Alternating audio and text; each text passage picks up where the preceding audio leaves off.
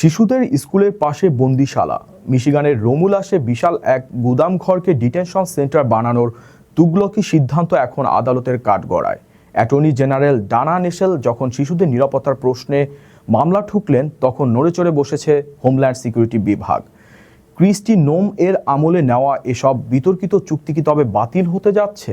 কেন্দ্রীয় সরকারের এই জেদি পরিকল্পনার বিরুদ্ধে মিশিগানের লড়াইয়ের সবশেষ আপডেট দেখুন।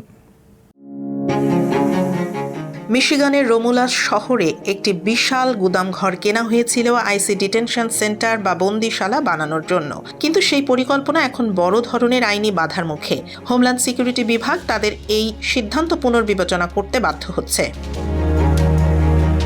মিশিগানের অ্যাটর্নি জেনারেল ডানা নেসেল এই প্রকল্পের বিরুদ্ধে মামলা করেছেন। তার দাবি, যেখানে এই বন্দিশালা করার কথা তার মাত্র 1 মাইলের মধ্যে একটি মিডল স্কুল এবং একটি এলিমেন্টারি স্কুল রয়েছে।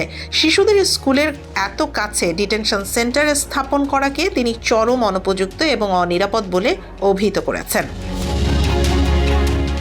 শুধু মিশিগান নয়, সারা দেশ জুড়েই এমন আরও বেশ কিছু গুদামঘর কেনার প্রক্রিয়া স্থগিত করেছে হোমল্যান্ড সিকিউরিটি বিভাগ। অ্যাসোসিয়েটেড প্রেসের প্রতিবেদন অনুযায়ী সাবেক হোমল্যান্ড সিকিউরিটি সেক্রেটারি ক্রিস্টি নোম এর আমলে সই হওয়া সমস্ত চুক্তি এখন কঠোরভাবে যাচাই করা হচ্ছে। মামলার নথিতে আরও বলা হয়েছে, রোমুলাসের এই গুদামঘরটিতে বন্দিশালার জন্য প্রয়োজনীয় কোনো অবকাঠামো নেই। ফলে তড়িঘড়ি করে নেওয়া এই সিদ্ধান্তটি এখন খতিয়ে দেখছে বর্তমান প্রশাসন।